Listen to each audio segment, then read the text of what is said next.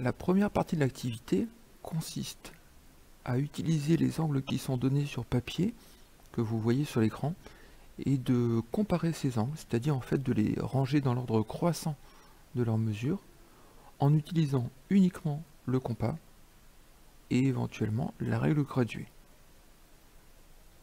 Alors quand on écoute les réponses proposées par les élèves, on a trois grands types de réponses.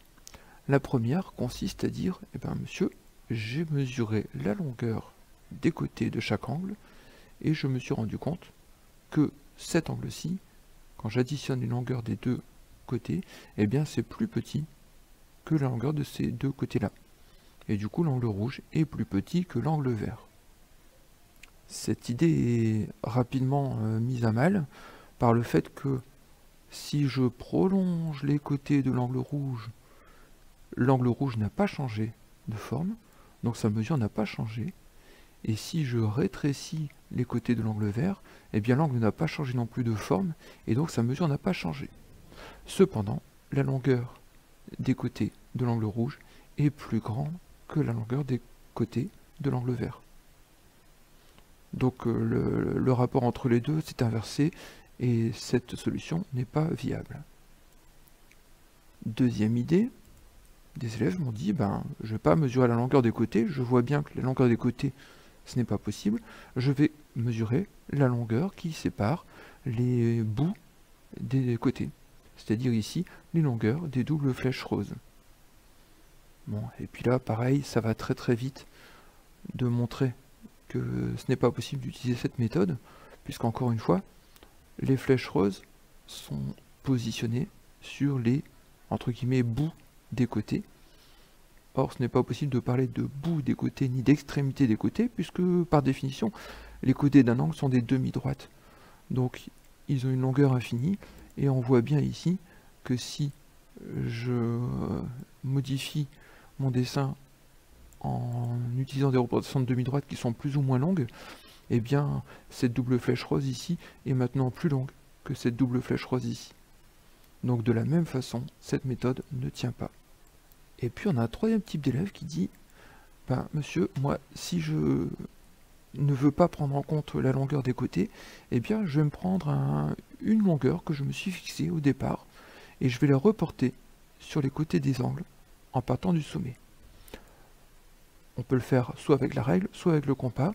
Ici, pour visualiser, on a pris un compas, on a pris un écartement quelconque, et puis on a tracé un cercle de centre, le sommet, et qui va intercepter les deux côtés de l'angle rouge.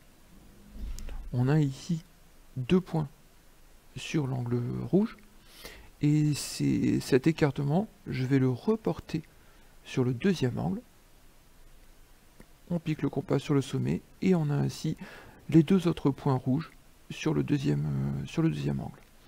Le gros intérêt de cette méthode, c'est que elle ne dépend pas de la longueur des côtés. Elle reste la même, les points rouges restent les mêmes, quelles que soient les longueurs des côtés. Ces points rouges étant obtenus, l'élève me dit, je vais simplement mesurer la distance entre les points rouges. Pour l'angle rouge, j'obtiens ici 14, pour l'angle vert j'obtiens 26, l'angle vert est plus grand que l'angle rouge. Parfait, cette méthode semble beaucoup plus convaincante. Encore une fois, le 14 ne changera pas si je change la longueur des côtés.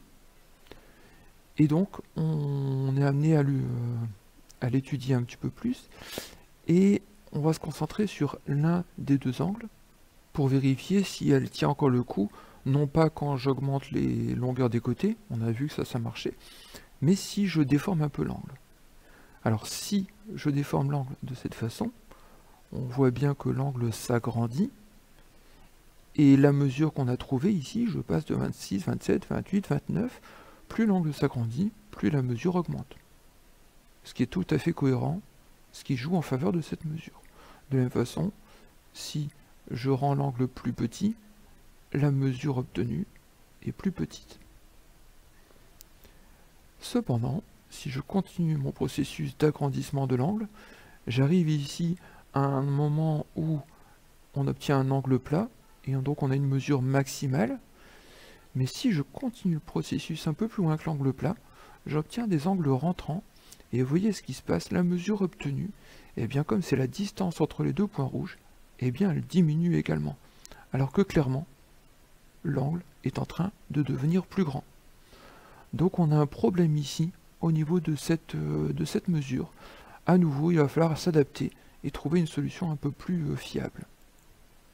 Autre remarque qu'on puisse faire, c'est que, vous voyez par exemple cet angle-ci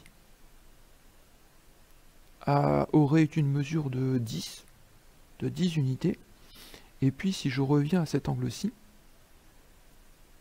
eh bien j'ai un autre angle qui aurait pour mesure 10 unités. Donc on aurait deux angles vraiment différents qui auraient la même mesure. Évidemment, ce n'est pas possible. Et puis d'ailleurs, ces deux angles, on va les retrouver sur la même figure, puisqu'en fait il s'agit de ces deux angles-ci, l'angle vert et l'angle bleu, qui auraient tous les deux cette même mesure de 10 unités. On voit bien le problème, eh bien il vient du fait qu'on a mesuré la distance du segment reliant les deux points rouges. Et quand l'angle est plus grand qu'un angle plat, eh bien ce segment va avoir une longueur qui diminue. Les points rouges ont cependant un gros avantage, hein. On l'a dit, l'utilisation de ces deux points rouges nous rend indépendants de la longueur des côtés. Donc c'est quand même quelque chose qu'on va conserver, enfin qu'on va tenter de conserver pour trouver une mesure plus adaptée. Et puis comme les élèves ont l'habitude de voir les angles matérialisés par des arcs de cercle, eh bien certains ont eu l'idée non pas de mesurer la distance du segment reliant les points rouges, mais de regarder la longueur des arcs de cercle qui relient ces points rouges. Ainsi, ils obtiennent cette mesure. Cette mesure qui a un gros avantage, c'est que maintenant mon angle vert a une mesure de 10 unités, alors que mon angle bleu, eh bien l'arc de cercle bleu est bien plus long, et il a une mesure de 91 unités. Alors on parle d'unités, on pourrait parler de centimètres, hein, on pourrait mesurer la longueur en centimètres de ces arcs, et là, ici, on a quelque chose d'intéressant, qui garde l'avantage des longueurs des segments rouges, puisque ça ne dépend pas de la longueur des côtés. La longueur de l'arc vert augmente quand l'angle augmente, mais là où c'est vraiment intéressant, c'est qu'au moment où on arrive à un angle plat, eh bien la mesure de l'angle vert continue d'augmenter, alors que la mesure de l'angle bleu, elle, diminue. Donc on a quelque chose qui va vraiment différencier l'angle vert et l'angle bleu. J'obtiens une méthode qui semble vraiment être intéressante. Je mesure la longueur en centimètres de l'arc vert ou de l'arc bleu. À ce moment-là, on a encore quelque chose à faire remarquer aux élèves. Un petit problème qui va nous obliger à améliorer encore la méthode. C'est que si je ne regarde que l'angle vert, ici on voit que l'arc de cercle mesure 28 cm. Mais ce 28 cm dépend quand même d'un choix arbitraire qu'on a fait au départ.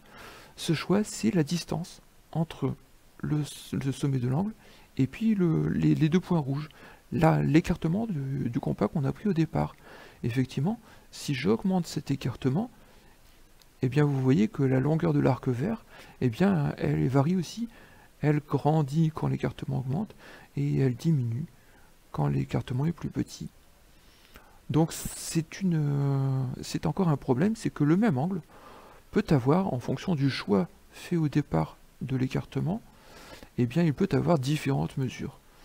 On va devoir trouver une nouvelle solution qui permettra d'améliorer celle-ci.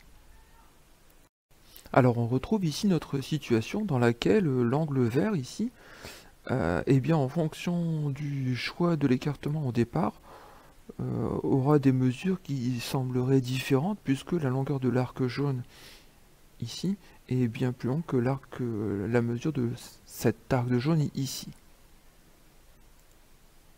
On retrouve bien le fait que si l'angle augmente, les longueurs des arcs de cercle jaune augmentent également, que si l'angle diminue, la mesure des longueurs des arcs de cercle diminue, mais on a ce problème de différence pour un même angle de longueur.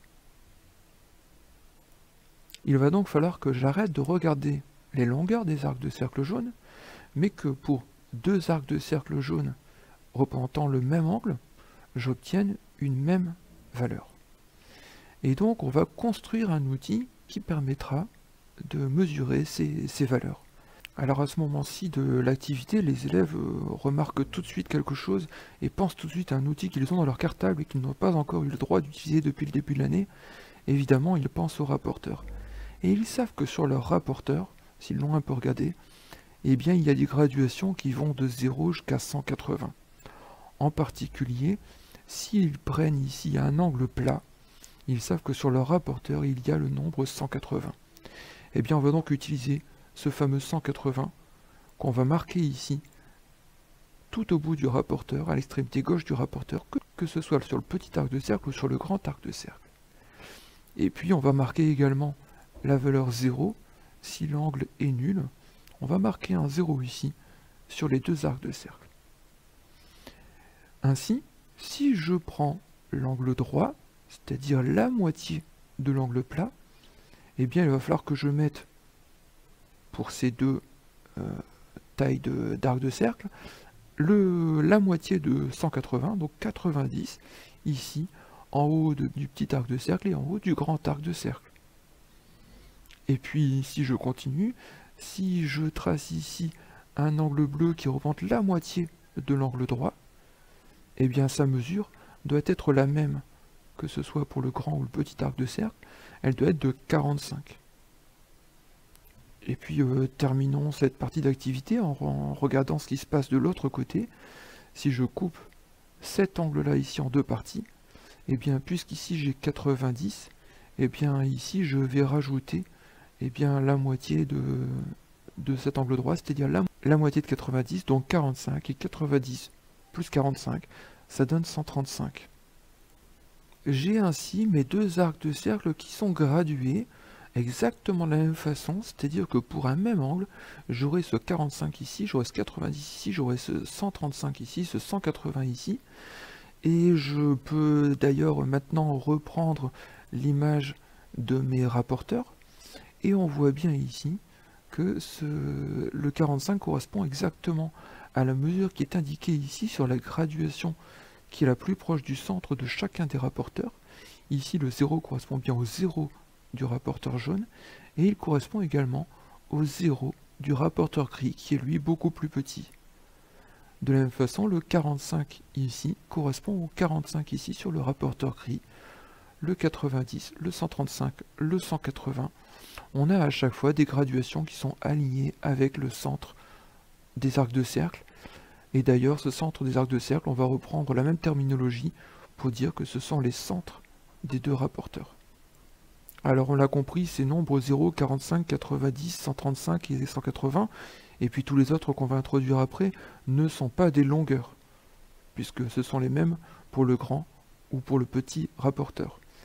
On va donc leur donner une unité bien propre, et cette unité, on va utiliser le mot degré. On va ici parler de 0 degré, de 45 degrés, de 90 degrés, etc. Le nombre de degrés sur le grand rapporteur est le même que pour les nombres de degrés sur le petit rapporteur, pour un même angle. Bien évidemment, sur les rapporteurs, on a indiqué d'autres mesures, puisqu'ici on a 90, ici on a 0. On a pu partager cet angle en 10 parties, pour avoir l'angle 10 degrés, 20 degrés, 30 degrés, etc. jusqu'à 90 degrés. Et puis on a pu continuer 100, 110, 120 jusqu'à 180 degrés ici. Et puis bien évidemment également, ces angles du 10 degrés, on a pu les partager à nouveau en 10 pour avoir les angles de 1, 2, 3 jusqu'à 5 degrés pour la barre de taille intermédiaire, et puis jusqu'à 10 degrés ici. Voilà notre rapporteur complètement construit et terminé.